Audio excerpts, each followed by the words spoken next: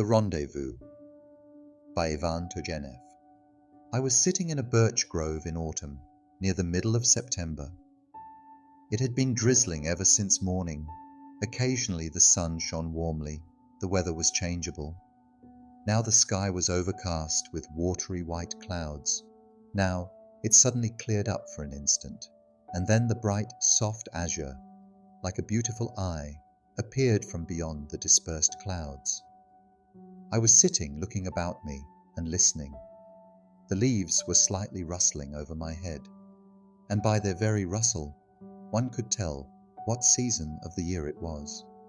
It was not the gay, laughing palpitation of spring, not a soft whispering, nor the lingering chatter of summer, nor the timid and cold lisping of late autumn, but a barely audible, drowsy prattle. A faint breeze was whisking over the treetops. The interior of the grove, moist from the rain, was forever changing, as the sun shone or hid beyond the clouds. Now the grove was all illuminated, as if everything in it had burst into a smile. The trunks of the birch trees suddenly assumed the soft reflection of white silk. The small leaves which lay scattered on the ground all at once became variegated and flashed up like red gold, and the pretty stalks of the tall branchy ferns, already tinted in their autumn hue, resembling the colour of overripe grapes, appeared here and there tangling and crossing one another.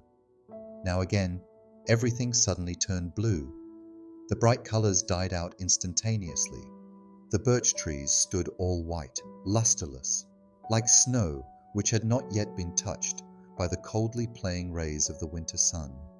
And stealthily, slyly, a drizzling rain began to sprinkle and whisper over the forest. The leaves on the birches were almost all green yet, though they had turned somewhat pale. Only here and there stood a solitary young little birch, all red or all golden, and one should have seen how brightly these birches flushed in the sun when its rays suddenly appeared gliding and flashing through the dense net of the thin branches which had just been washed around by the sparkling rain. Not a single bird was heard. All had found shelter and were silent. Only rarely the mocking voice of the bluebird sang out like a little steel bell. Before stopping in this birch forest, I passed with my dog through a poplar grove. I confess I am not very fond of the poplar tree, with its pale lilac-coloured trunk, and its greyish-green metallic leaves, which it lifts high and spreads in the air like a trembling fan. I do not like the constant shaking of its round, untidy leaves, which are so awkwardly attached to long stems.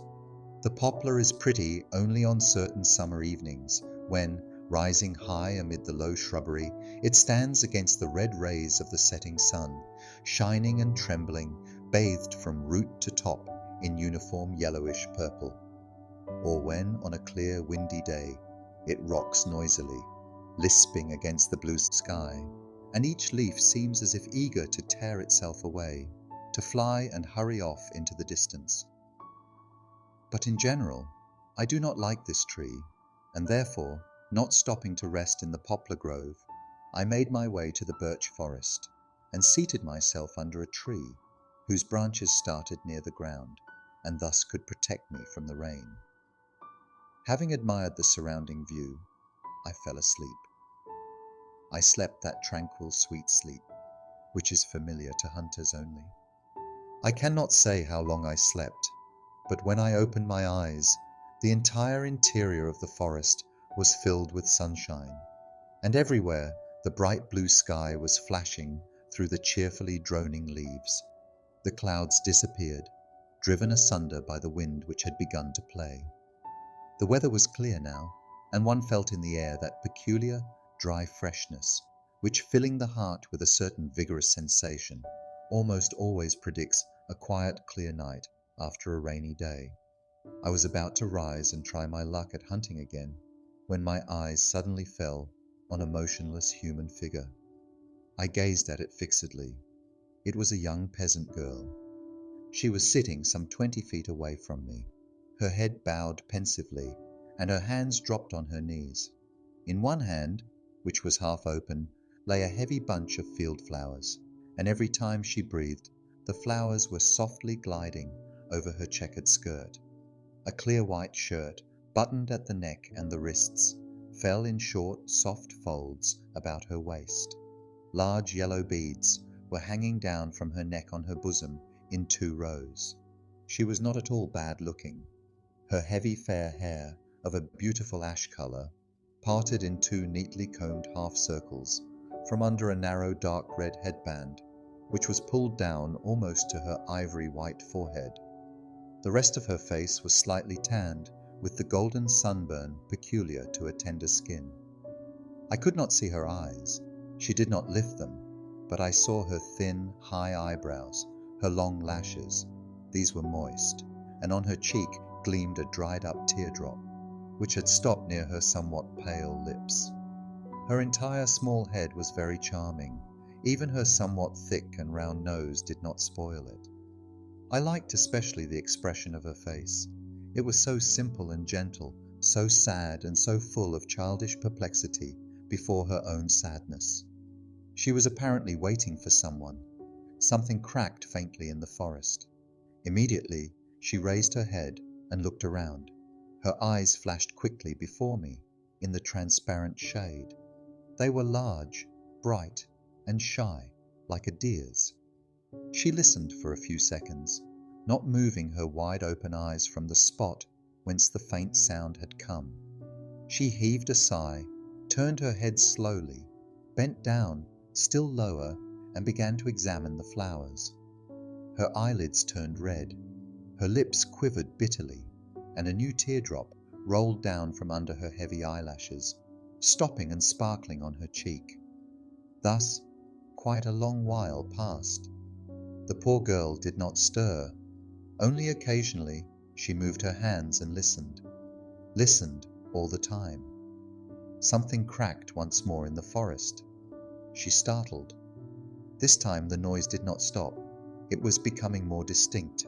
It was nearing. At last firm footsteps were heard. She straightened herself, and it seemed as if she lost her courage, for her eyes began to quiver. The figure of a man appeared through the jungle. She looked fixedly, suddenly flushed, and smiling joyously and happily, seemed about to rise, but she immediately cast down her head again, turned pale, confused. Only then she lifted her quivering, almost prayerful eyes to the man as he paused beside her. I looked at him from my hiding place with curiosity. I confess he did not produce a pleasant impression upon me. He was, by all appearances, a spoiled valet of some rich young man. His clothes betokened a claim to taste and smart carelessness. He wore a short top-coat of bronze colour, which evidently belonged to his master, and which was buttoned up to the very top. He had on a pink necktie with lilac-coloured edges, and his black velvet cap, trimmed with gold stripes, was pulled over his very eyebrows. The round collar of his white shirt propped his ears up and cut his cheeks mercilessly, and the starched cuffs covered his hands up to his red, crooked fingers, which were ornamented with silver and gold rings, set with forget-me-nots of turquoise. His red, fresh, impudent face belonged to those countenances which, as far as I have observed, are almost always repulsive to men, but, unfortunately, are often admired by women. Apparently trying to give an expression of contempt and of weariness to his rough features, he was forever closing his small, milky grey eyes, knitting his brows, lowering the corners of his lips, yawning forcedly, and, with careless, although not too clever, ease, now adjusting his reddish, smartly twisted temple curls, now fingering the yellow hair which bristled upon his thick upper lip. In a word, he was making an insufferable display of himself. He started to do this as soon as he noticed the young peasant girl who was awaiting him. He advanced to her slowly, with large strides, then stood for a while, twitched his shoulders, thrust both hands into the pockets of his coat, and casting a quick and indifferent glance at the poor girl, sank down on the ground. Well, he began, continuing to look aside, shaking his foot and yawning. Have you waited long? The girl could not answer him at once. Long, Viktor Alexandrovich, she said at last, in a scarcely audible voice. Ah! He removed his cap, majestically passed his hand over his thick, curly hair, whose roots started almost at his eyebrows, and looking around with dignity, covered his precious head again cautiously. And I almost forgot all about it. Besides, you see, it's raining. He yawned again. I have a lot of work to do. You can't look after everything, and he is yet scolding. We are leaving tomorrow. Tomorrow, uttered the girl, and fixed a frightened look upon him. Tomorrow. Come, come, come, please, he replied quickly, vexed, noticing that she quivered, and bowed her head in silence. Please, Akulina, don't cry. You know I can't bear it. If you don't stop, I'll leave you right away. What nonsense to whimper. Well, I shan't, said Akulina hastily, swallowing the tears with an effort. So you're going away tomorrow, she added, after a brief silence. When will it please God to have me meet you again, Viktor Alexandrovich? We'll meet again. If it isn't next year, it'll be later. My master, it seems, wants to enter the service in St. Petersburg, he went on, pronouncing the words carelessly and somewhat indistinctly. And it may be that we'll go abroad. You will forget me, Viktor Alexandrovich, said Akulina sadly. No, why should I? I'll not forget you. Only you had rather be sensible. Don't make a fool of yourself. Obey your father. And I'll not forget you. Oh no, oh no. And he stretched himself calmly and yawned again. Do not forget me, Viktor Alexandrovich, she resumed in a beseeching voice. I have loved you so much, it seems, all it seems, for you. You tell me to obey father, Viktor Alexandrovich. How am I to obey my father? How's that? He pronounced these words as if from the stomach, lying on his back and holding his hands under his head. Why, Viktor Alexandrovich, you know it yourself. She fell silent. Viktor fingered his steel watch chain. Akulina, you are not a foolish girl, he said at last. Therefore, don't talk nonsense. It's for your own good. Do you understand me? Of course, you are not foolish. You're not altogether a peasant, so to say. And your mother wasn't always a peasant either. Still, you are without education. Therefore, you must obey when you are told to. But it's terrible, Viktor Alexandrovich. Oh, what nonsense, my dear. What is she afraid of? What is that you have there? He added, moving closer to her.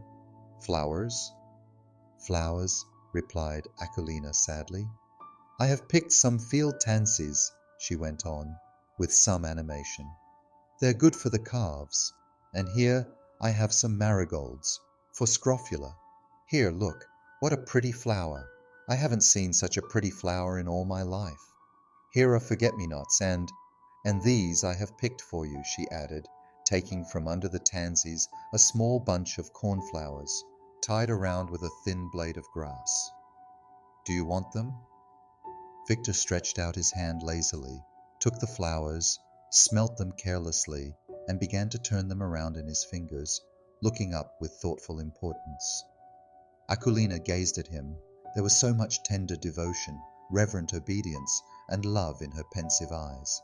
She at once feared him, and yet she dared not cry, and inwardly she bade him farewell, and admired him for the last time.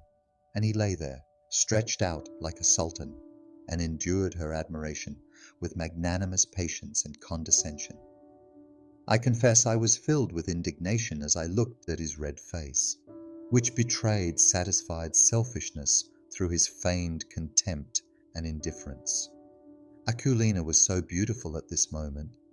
All her soul opened before him trustingly and passionately. It reached out to him, caressed him, and he dropped the cornflowers on the grass, took out from the side pocket of his coat a round glass in a bronze frame, and began to force it into his eye.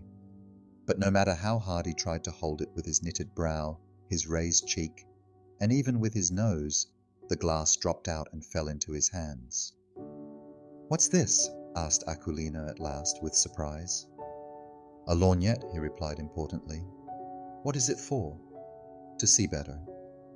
"Let me see it." Victor frowned but gave her the glass. "Look out, don't break it." "Don't be afraid, I'll not break it." She lifted it timidly to her eye. "I can't see anything," she said naively. "Shut your eye," he retorted in the tone of a dissatisfied teacher. She closed the eye before which she held the glass. "Not that eye, not that one, you fool." "The other one," exclaimed Victor, and not allowing her to correct her mistake, he took the lorgnette away from her. Akulina blushed, laughed slightly, and turned away. "It seems it's not for us." "Of course not." The poor girl maintained silence and heaved a deep sigh. "Oh, Victor Alexandrovitch, how will I get along without you?" she said suddenly. Victor wiped the lorgnette and put it back into his pocket. "Yes, yes," he said at last. "At first it will really be hard for you." He tapped her on the shoulder condescendingly. She quietly took his hand from her shoulder and kissed it. "Well, yes, yes, you're indeed a good girl," he went on, with a self-satisfied smile. "But it can't be helped. Consider it yourself. My master and I can't stay here, can we? Winter is near, and to pass the winter in the country is simply nasty. You know it yourself. It's a different thing in St. Petersburg. There are such wonders over there that you could not imagine, even in your dreams, you silly. What houses, what streets and society, education. It's something wonderful." Akulina listened to him with close attention, slightly opening her lips like a child. "However," he added, wriggling on the ground, "why do I say all this to you? You can't understand it anyway." "Why not, Victor Alexandrovitch? I understood everything." "Just think of her." Akulina cast down her eyes. "You did not speak to me like this before, Victor Alexandrovitch," she said, without lifting her eyes. Before, just think of her. Before," he remarked indignantly. Both grew silent. "However, it's time for me to go," said Victor, and leaned on his elbow, about to rise. "Wait a little," said Akulina in an imploring voice. "What for? I have already said to you, goodbye." "Wait," repeated Akulina. Victor again stretched himself on the ground and began to whistle. Akulina kept looking at him steadfastly. I could see that she was growing agitated by degrees. Her lips twitched, her pale cheeks were reddening. "Victor Alexandrovitch," she said at last in a broken voice, "it's a sin for you. It's a sin, Victor Alexandrovitch, by God." "What's a sin?" he asked, knitting his brows. He raised his head and turned to her. "It's a sin, Victor Alexandrovitch. If you would only say a good word to me before leaving. If you would only say one word to me, miserable little orphan that I am." "But what shall I say to you?" "I don't know. You know that better than I do, Victor Alexandrovitch. Here you are going away. If you would only say one word. What have I done to deserve this?" "How strange you are! What can I say? If only one word." "There she's firing away one and the same thing," he muttered with vexation, and got up. "Don't be angry, Victor Alexandrovitch," she added hastily, unable to repress her tears. "I'm not angry, only you are foolish. What do you want? I can't marry you. I can't, can I?" "Well then, what do you want?" "What?" He stared at her, as if awaiting an answer, and opened his fingers wide. "I want nothing. Nothing," she replied, stammering, not daring to outstretch her trembling hands to him. "But simply so, at least one word, at parting." And the tears began to stream from her eyes.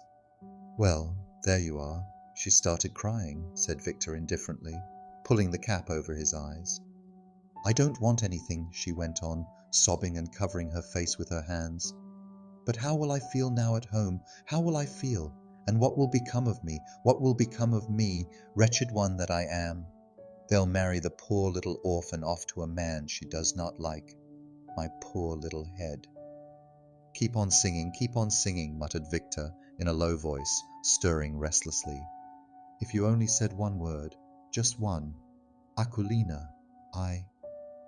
Sudden heart-rending sobs interrupted her. She fell with her face upon the grass and cried bitterly, bitterly. All her body shook convulsively. The back of her neck seemed to rise. The long-suppressed sorrow at last burst forth in a stream of tears.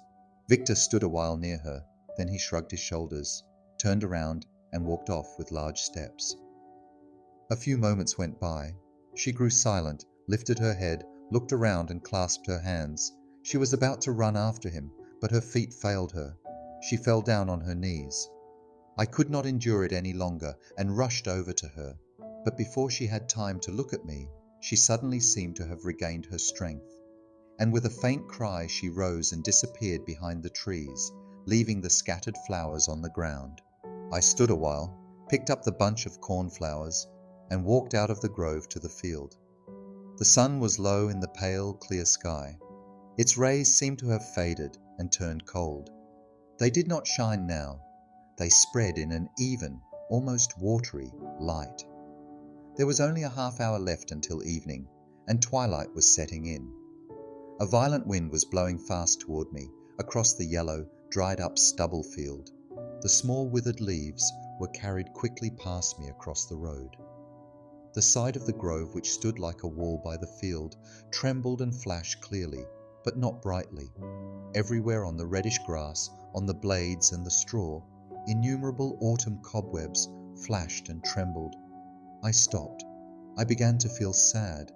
It seemed a dismal fear of approaching winter was stealing through the gay, though fresh, smile of fading nature. High above me, a cautious raven flew by, heavily and sharply cutting the air with his wings. Then he turned his head, looked at me sidewise, and croaking abruptly, disappeared beyond the forest. A large flock of pigeons rushed past me from a barn, and suddenly whirling about in a column, they came down and stationed themselves bustlingly upon the field, a sign of spring-autumn. Somebody rode by beyond the bare hillock, making much noise with an empty wagon. I returned home, but the image of poor Akulina did not leave my mind for a long time, and the cornflowers, long withered, are in my possession to this day.